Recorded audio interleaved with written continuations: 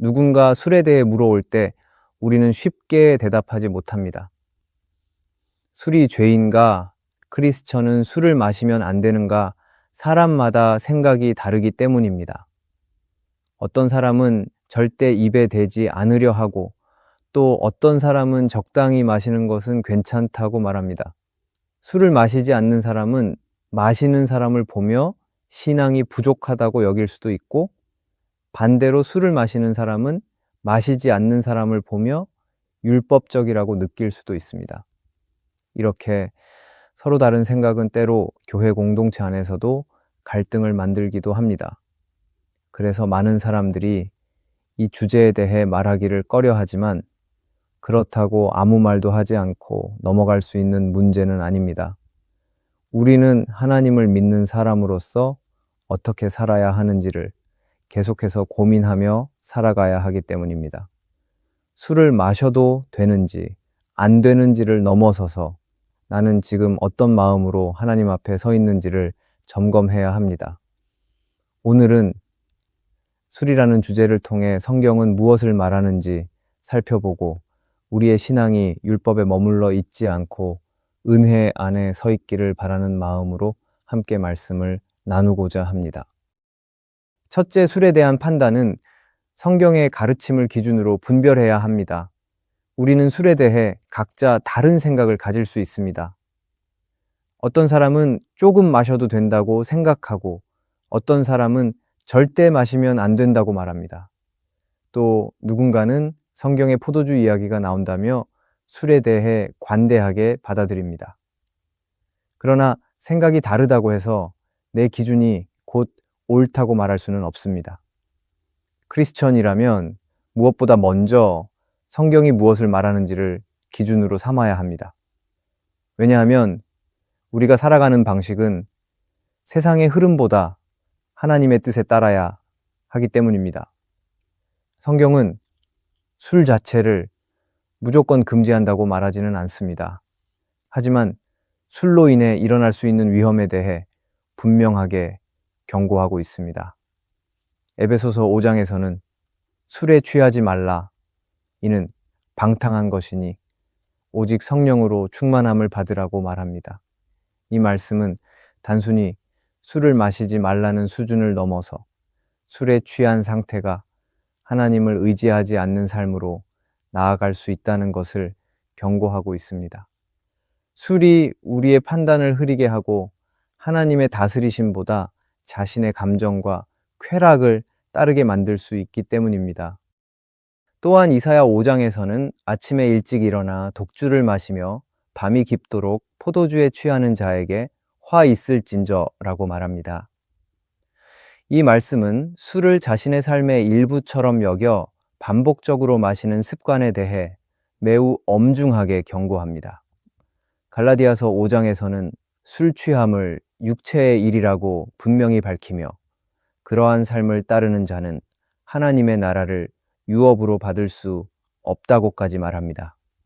이것은 단순한 권면이 아니라 신앙의 본질을 무너뜨릴 수 있는 삶의 태도라는 것을 알려주는 것입니다. 이처럼 성경은 술이 사람의 삶에 어떤 영향을 미칠 수 있는지를 매우 구체적으로 경고합니다. 단순히 한두 잔이 아니라 그것이 내 삶에 어떤 마음의 습관이 되는지를 돌아보게 합니다. 술 자체의 문제가 아니라 술을 통해 나의 중심이 흐트러질 수 있다는 것이 성경이 말하고자 하는 경고의 핵심입니다. 그런데 오늘날 많은 사람들이 이 문제를 자기 기준으로만 해석하고 결정합니다. 나는 한두 잔 정도만 마시니까 괜찮다. 나는 술에 쉽게 취하지 않으니까 문제없다라고 말합니다. 하지만 성경은 내가 괜찮은지보다 내가 하나님의 뜻 안에 있는지를 먼저 물어야 한다고 말합니다. 내가 괜찮다고 느끼는 그 기준이 정말 말씀 안에 있는지 혹은 내 편의와 습관으로 만들어진 기준은 아닌지를 돌아보아야 합니다. 우리는 예수님께서 가나의 혼인잔치에서 물로 포도주를 만드신 사건을 기억합니다. 이 장면을 근거로 술을 마시는 것이 괜찮다고 말하기도 합니다. 하지만 이 사건의 핵심은 단지 포도주가 등장했다는 것이 아니라 예수님이 사람들에게 삶의 기쁨과 풍성함을 주신 분이라는 데 있습니다. 당시의 포도주는 지금의 술과는 알코올 농도나 사용되는 방식이 매우 달랐습니다. 위생적이지 않은 물을 대신에 사용되기도 했고 식사의 일부분으로 섭취되었기 때문에 오늘날처럼 취함을 목적으로 하는 술과는 전혀 다른 문화적 배경이 있었습니다. 따라서 우리는 술을 바라볼 때 단순히 성경에도 포도주가 나왔으니 마셔도 된다는 식의 생각보다는 성경이 우리에게 술을 통해 무엇을 경계하고 있는지를 먼저 살펴야 합니다. 그리고 그것을 우리 삶에 어떻게 적용해야 하는지를 깊이 고민해야 합니다. 결국 술의 문제가 아니라 중심의 문제입니다. 무엇을 선택하든 그것이 하나님 앞에서 바른 결정인지, 나를 세우는 결정인지, 다른 사람에게 유익이 되는 결정인지를 먼저 물어야 합니다. 나의 생각과 습관보다 말씀을 더 높이는 마음, 그것이 크리스천의 기준이 되어야 할 것입니다. 술에 대한 판단을 성경의 가르침을 기준으로 분별하는 우리가 되기를 바랍니다. 둘째, 술에 대한 문제는 단순한 행위의 옳고 그름보다 더 깊은 신앙의 중심을 돌아보게 합니다. 누군가는 술을 마시는 것이 죄인가 아닌가를 판단하려는 사람들도 있고 마시지 않는 것이 더 거룩한 행동이라고 여기는 사람들도 있습니다. 하지만 신앙은 단순히 무엇을 했는가 하지 않았는가를 따지는 수준에 머물지 않습니다. 하나님께서는 우리의 행위보다 중심을 더 깊이 보십니다. 따라서 이 문제를 다룰 때도 외적인 행동만을 보아서는 안 됩니다. 신약에서 바리새인들은 율법을 누구보다 철저히 지켰습니다. 안식일도 꼼꼼히 지켰고 11조도 세세하게 구별하여 드렸습니다. 겉으로 보기에는 신실하고 경건한 사람처럼 보였습니다. 하지만 예수님께서는 그들을 가장 강하게 꾸짖으셨습니다. 왜냐하면 그들이 율법을 지키는 방식은 하나님의 뜻을 따르기 위한 것이 아니라 자신의 의로움을 드러내기 위한 수단이었기 때문입니다. 다시 말해, 그들은 율법을 지켰지만 그 중심에는 하나님의 뜻이 아니라 자기의가 자리 잡고 있었습니다. 이와 비슷하게 누군가 술을 전혀 마시지 않는다고 해서 그 사람의 신앙이 더 깊다고 단정할 수는 없습니다. 또 반대로 술을 마신다고 해서 그 사람이 하나님을 사랑하지 않는 것도 아닙니다. 중요한 것은 내가 왜 그 선택을 했는가, 그 선택의 중심이 어디를 향하고 있는가입니다. 신앙생활은 외적인 규율을 따라 움직이는 것이 아니라 하나님의 마음을 따르려는 중심에서 비롯되어야 합니다. 우리는 종종 신앙을 하면 안 되는 것들의 목록처럼 여기기도 합니다. 술을 마시면 안 되고 담배를 피우면 안 되고 주일에는 반드시 예배를 드려야 하고 헌금을 빼먹어선 안 된다는 식입니다. 물론 이런 규율들은 우리 신앙을 지키는 데에 도움을 주기도 합니다. 하지만 그것이 곧 신앙의 본질은 아닙니다. 신앙의 본질은 나의 삶 전체가 하나님을 중심으로 움직이고 있는가입니다. 하나님을 주인으로 삼고 그분의 말씀 앞에서 내 삶을 어떻게 세우고 있는가가 본질입니다. 요즘 사람들 중에는 술을 마시는 것에 대해 이렇게 말하는 이들도 있습니다. 술 한두 잔 마시는 게 뭐가 문제입니까? 내 믿음이 약한 것도 아닌데요. 또는 술 마신다고 천국 못 가는 것도 아닌데요. 라고 말합니다. 이런 말들이 어쩌면 논리적으로는 맞을 수 있습니다.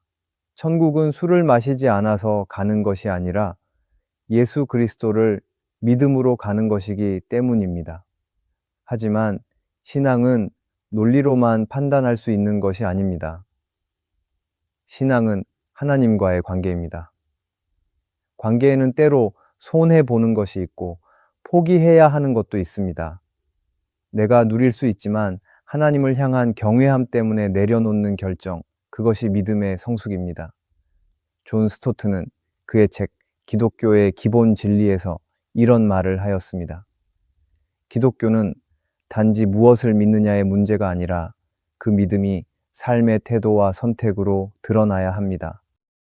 이 말은 우리 신앙이 단지 머릿속 지식에 그치는 것이 아니라 실제 삶에서의 판단과 결정, 절제와 절박함 속에 드러나야 한다는 것을 의미합니다. 술을 마실지 말지를 판단할 때도 이 기준이 적용되어야 합니다. 내가 무엇을 기준으로 삼고 살아가는지를 보여주는 삶의 태도 안에서 술에 대한 결정도 이루어져야 하는 것입니다. 또한 내 선택이 다른 사람에게 어떤 영향을 미칠 수 있는지도 살펴야 합니다. 술을 마시는 내 모습을 보고 누군가는 시험에 들 수 있습니다. 또는 내 행동으로 인해 공동체 안에 불필요한 오해와 갈등이 생길 수도 있습니다. 나의 자유가 다른 사람에게 상처가 된다면 그것은 더 이상 자유가 아니라 무책임입니다. 결국 술에 대한 문제는 단순히 할 수 있느냐, 없느냐를 따지는 것이 아니라 나의 신앙이 무엇을 향하고 있는지를 확인하는 기회입니다.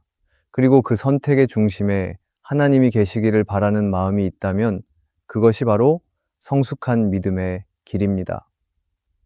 우리가 술에 대한 문제를 단순한 행위의 옳고 그름보다 더 깊은 신앙의 중심으로 바라볼 수 있기를 바랍니다. 셋째, 음주에 대한 판단은 개인의 자유를 넘어서 공동체에 대한 책임으로 이어져야 합니다.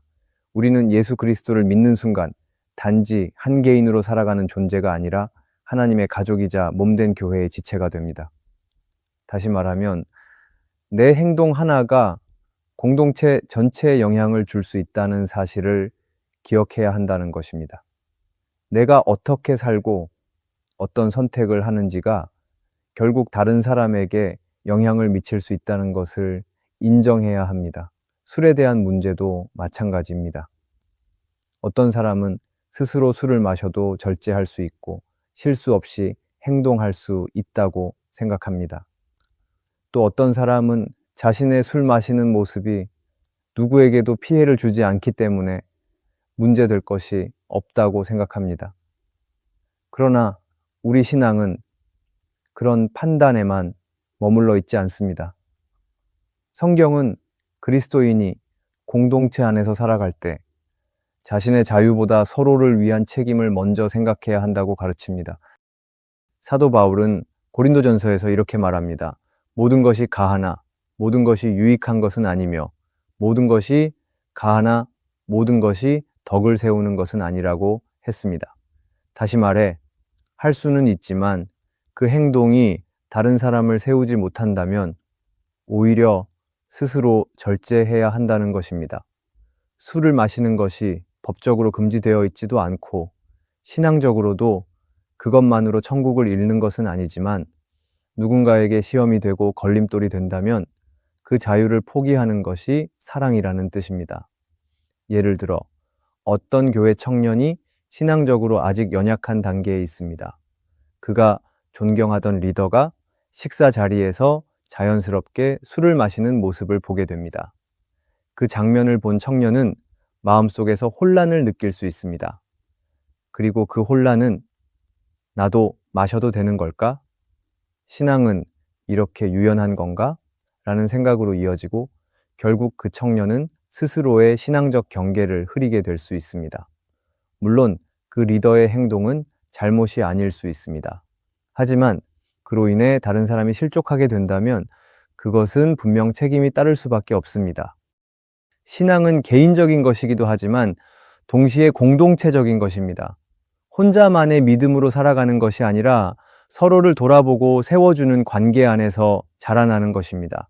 그래서 내가 오늘 어떤 행동을 하든지 그 행동이 공동체에 어떤 영향을 줄지를 고민하는 것이 중요합니다. 술을 마시는 문제는 단지 한 사람의 자유의 문제가 아니라 그리스도 안에서 하나 된 공동체 전체의 건강을 생각하는 문제입니다. 나는 괜찮다고 생각할 수 있지만 누군가는 그것을 보고 상처받거나 시험에 들 수 있습니다. 내 행동이 사랑을 기준으로 하고 있는지를 돌아볼 수 있어야 합니다. 그것이 바로 성숙한 신앙인의 모습입니다. 또한 우리는 가정과 사회 속에서도 책임 있는 모습을 보여야 합니다. 믿지 않는 가족이나 직장 동료들이 우리를 보며 저 사람은 교회 다니는데도 술을 마시는구나 라고 생각한다면 그것이 전도의 장애물이 될 수도 있습니다. 물론 우리의 삶 전체가 증거이지만 때로는 아주 작은 행동 하나가 복음의 문을 막는 벽이 될 수도 있다는 것을 기억해야 합니다. 믿음이 깊어질수록 자유도 커집니다. 그러나 진짜 성숙한 자유는 내가 할 수 있는 것 중에 하지 않기로 선택하는 데서 나타납니다.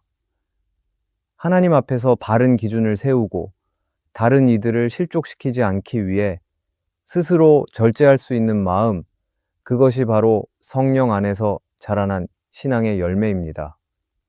결국 술의 문제는 단지 마셔도 되느냐, 안 되느냐를 넘어서서 나는 지금 누구를 바라보며 살고 있는지를 점검하게 만듭니다. 나만을 생각하면 마실 수 있지만 공동체를 생각한다면 멈출 수도 있습니다. 성경은 바로 그 선택 속에서 하나님께서 기뻐하시는 삶이 시작된다고 가르칩니다. 우리가 음주에 대한 판단을 개인의 자유를 넘어서 공동체에 대한 책임으로 바라볼 수 있기를 바랍니다. 넷째, 음주의 문제는 결국 우리의 삶의 중심이 어디에 있는지를 드러냅니다. 우리는 누구나 어떤 삶의 중심을 따라 살아갑니다. 어떤 사람은 자기의 즐거움을 중심에 두고 어떤 사람은 사람들의 평가나 기대를 중심에 두며 살아갑니다. 하지만 예수님을 믿고 살아가는 우리는 이제 삶의 중심이 바뀌어야 합니다. 그 중심에는 오직 하나님이 계셔야 합니다. 우리가 어떤 일을 하든지 어떤 선택을 하든지 그 기준은 하나님께 영광을 돌릴 수 있는가, 하나님의 뜻에 합한가를 먼저 생각해야 합니다. 술에 대한 문제도 결국 이 질문으로 이어집니다. 내가 이 선택을 통해 하나님께 영광을 돌릴 수 있는가? 내가 술을 마시는 그 자리에서 하나님의 임재 앞에 서 있다고 말할 수 있는가? 만약 이 질문 앞에서 망설여진다면 우리는 한 번 더 깊이 생각해 보아야 합니다. 우리는 때로 술을 단순한 문화적 선택이나 인간적인 취향으로 생각하기 쉽습니다. 하지만 신앙은 그런 선택마저도 하나님 앞에서 점검하게 만듭니다. 왜냐하면 하나님은 우리가 예배 시간에만 만나는 분이 아니라 우리의 일상 전체를 바라보시는 분이시기 때문입니다. 내가 누구와 시간을 보내는지, 무엇을 마시고 어떤 말을 하는지, 그 모든 순간이 하나님 앞에 드려지는 삶이 되어야 합니다. 예수님께서는 우리에게 자유를 주셨습니다. 그 자유는 억압을 벗어나서 내 뜻대로 살 수 있게 하려는 것이 아니라 하나님의 뜻 안에서 진짜 기쁨을 누리게 하시려는 것입니다. 그래서 우리는 내가 하고 싶은가 보다 하나님이 기뻐하시는가를 기준으로 삼아야 합니다. 이 기준은 우리를 힘들게 하는 것이 아니라 오히려 진정한 평안과 자유를 주는 기준입니다. 음주는 이 기준을 드러내는 하나의 장면일 뿐입니다. 내가 내 삶의 중심을 하나님께 두고 있다면 하나님이 싫어하시거나 기뻐하시지 않을 선택 앞에서는 자연스럽게 물러서게 됩니다. 반대로 내 중심이 나에게 있을 때는 내가 원하는 대로 판단하고 행동하게 됩니다. 신앙은 바로 이 중심의 싸움입니다. 그리고 이 싸움은 술만의 문제가 아닙니다. 우리의 삶 전반에 걸쳐 있는 싸움입니다. 돈을 어떻게 쓰는지, 시간을 어디에 사용하는지, 어떤 말을 하고 어떤 관계를 맺는지 그 모든 순간이 하나님을 중심에 두고 있는가라는 질문과 연결되어 있습니다. 그 질문 앞에 서 있을 때 비로소 우리는 믿음으로 사는 삶이 어떤 것인지를 더 깊이 깨닫게 됩니다. 음주를 포함한 모든 선택은 결국 우리 내면의 상태를 드러냅니다.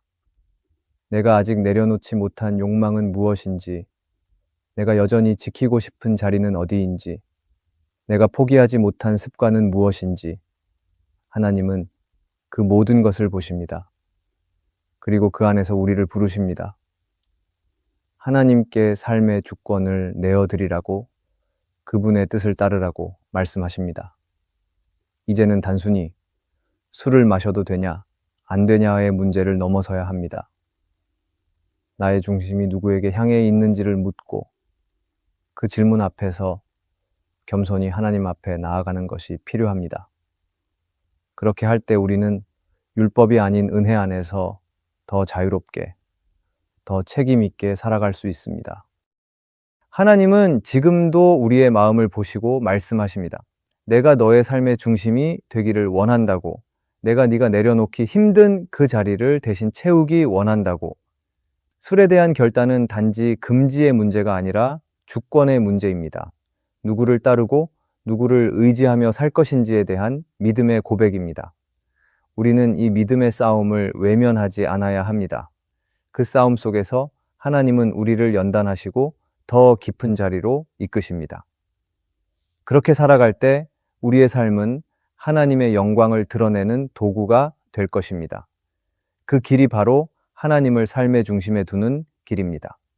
신앙은 선택의 연속입니다.